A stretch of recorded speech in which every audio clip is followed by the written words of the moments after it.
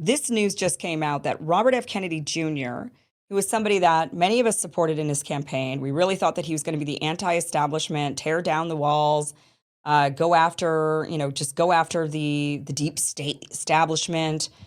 He actually ended up defending his father's wiretapping of MLK Jr. in this latest Politico interview, claiming they had to do it, essentially, is what he said.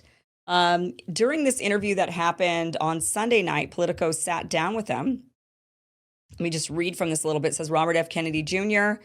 on Sunday defended his family's role in authorizing government surveillance of Martin Luther King Jr., calling it a necessary step amid the political tensions of the civil rights era.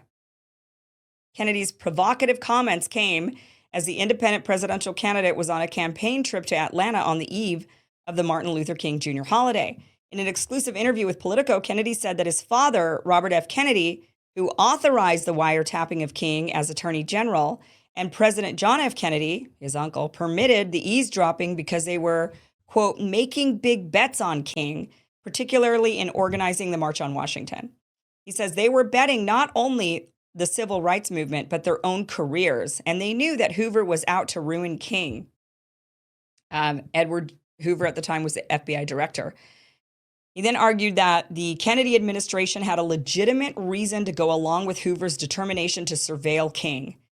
The FBI director saw King as a dangerous radical with communists in his inner circle, and he says, quote, there was good reason for them doing that at the time because J. Edgar Hoover was out to destroy Martin Luther King and the civil rights movement, and Hoover said to them that Martin Luther King's chief was a communist.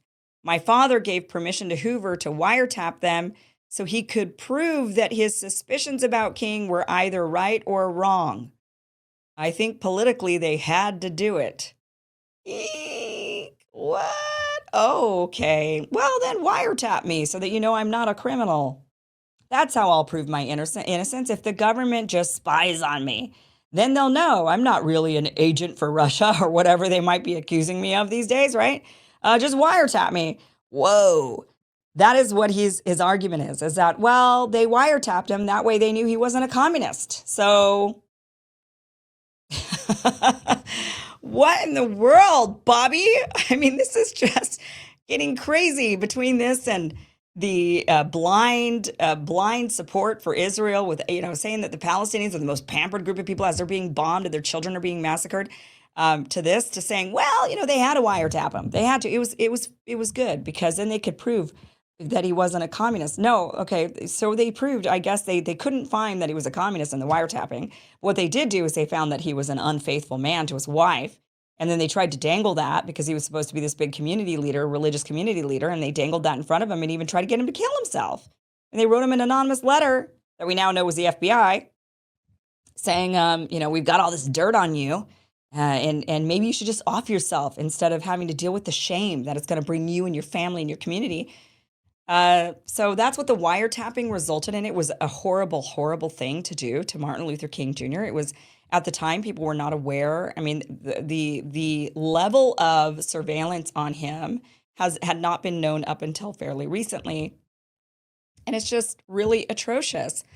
The FBI actually tweeted this out yesterday. They said, this MLK Day, the FBI honors one of the most prominent leaders of the civil rights movement and reaffirms its commitment to Dr. King's legacy of fairness and equal justice for all. And then there was this community note. They're like, oh, look at, Martin Luther King Jr. And then the community note says, the FBI engaged in surveillance of King, attempted to discredit him, and used manipulation tactics to influence him to stop organizing. King's family believes the FBI was responsible for his death. And then they have all these links. So Cornel West came out swinging. He's saying that Robert F. Kennedy Jr. is wrong in his stance to defend his father and his uncle's wiretapping of MLK. He says, my dear brother RFK Jr. is dead wrong in his defense of his father and uncle viciously wiretapping the great Martin Luther King Jr. This COINTELPRO repression that includes threats and attacks of the Black freedom movement was despicable. Let us not, in retrospect, minimize its massive damage in these struggles for human dignity and freedom. Yeah. I mean, he could have, I get it. It was his uncle and his dad. And he believes that they were staunch supporters of MLK. That is what he believes. In fact, watch, this is a clip. He did this long clip. It was about 5, almost 6 minutes long. We just got a bit of it for you that he put out there on MLK Day talking about their relationship. But watch this. Hey, everybody, I want to send you greetings on Martin Luther King Day and take a moment to share some thoughts about my family's relationship with Dr. King. Dr. King in 1967, in April of 1967, gave a famous speech in which he came out against the Vietnam War. He was breaking with the other civil rights leaders who were angry at him for leaving his lane. They said, we need to focus on civil rights. Half of the paratroopers units in Vietnam are black. We're sending black boys over there to die for freedoms in Vietnam and democracy that they do not have here at home. And he also said that the poverty program, which Lyndon Johnson and my uncle had launched, was being impoverished itself because of the cause of the Vietnam War. In 1967, he gave a beautiful speech, one of the best in American history, denouncing the war and calling on civil rights leaders to see this as part of their struggle. Almost a year to the day from when he gave that speech, he was murdered. And my father, who was running against the Vietnam War at that time, was going into a ghetto in Indianapolis, Indiana. And the sheriff warned him that he should not go, that people did not yet know that Martin Luther King's death.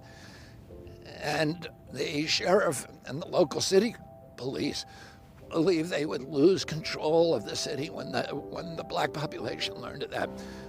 My father went alone anyway, and he climbed on a flatbed truck and he gave one of the best speeches of his life, an impromptu speech, telling the crowd for the first time that Martin Luther King had died. You can hear on the tapes an audible gasp from the people. I have some very sad news for all of you, and that is that Martin Luther King was shot and was killed tonight in Memphis.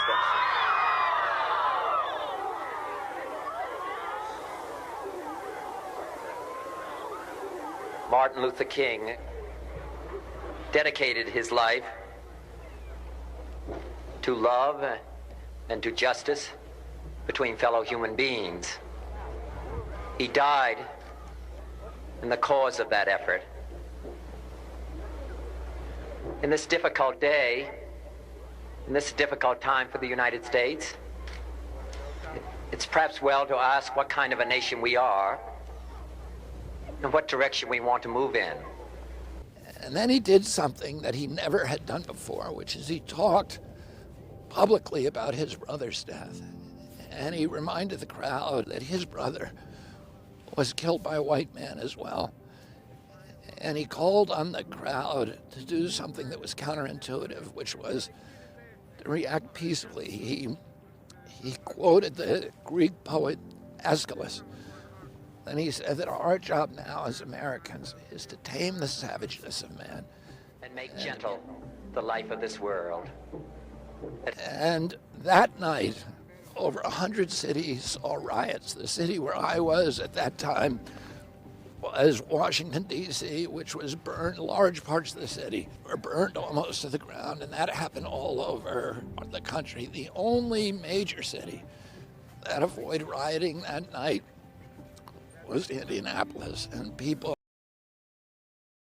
Okay, so he's telling this, nice story about his dad going there and telling the people of Indianapolis to be peaceful when they find out about the death of Martin Luther King Jr., that his dad decided to announce to them after his dad was unfortunately directly involved in his death. There was, I don't know if I could say direct, but the wiretapping, there's a lot of questions about the true, who actually killed MLK Jr. There's a lot of talks about a conspiracy. The FBI did it.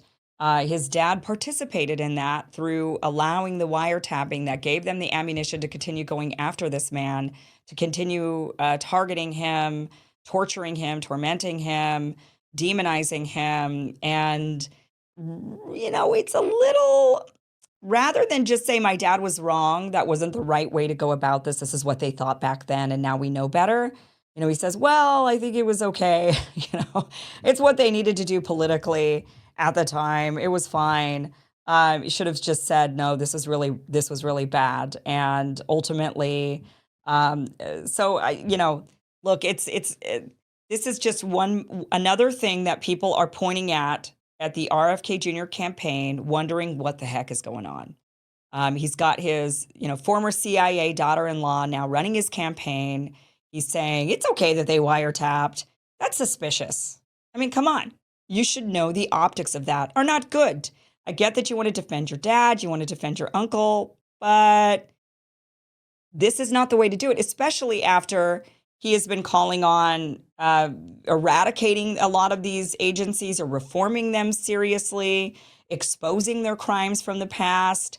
And then to go and play this video, this nice story of, well, but my dad went and announced to these people, this white man of privilege who wiretapped him, went into the city, stood up on a flatbed truck and announced his death. Kind of inappropriate, quite honestly. And then says, but that city at least remained peaceful because my dad did that. I don't know. It's a little tone deaf, I think, with the movement, with it's just, especially the fact that the person running his campaign is former CIA, and now he's talking about wiretapping. Not so bad. Shocking. It's just really, really shocking, that just another shocking aspect of his campaign. And we will continue to cover his campaign. There's been a lot of things I like about Robert F. Kennedy Jr. There's obviously things I don't like. Time will tell when we get closer to November how things are going to shake out and who many of us think is the best candidate. There's definitely no candidate that I look at and think, oh yeah, this one is great. Jill Stein, I think, has a lot of, if you watch my interview with Jill Stein, even if you're a staunch right-wing Republican, you might be very, very surprised at many of the answers that Jill Stein gave. I think you'd be very surprised. I know I certainly was, and I think she gave really great answers. I think that for me personally, she's most in line with many of the things we talk about here on this show. Robert F. Kennedy Jr. certainly had been for a long time, up until more recently. Trump, there's been some things that he's not so in line with, other things, it's just, but the night is young. We have until November, right, to decide. So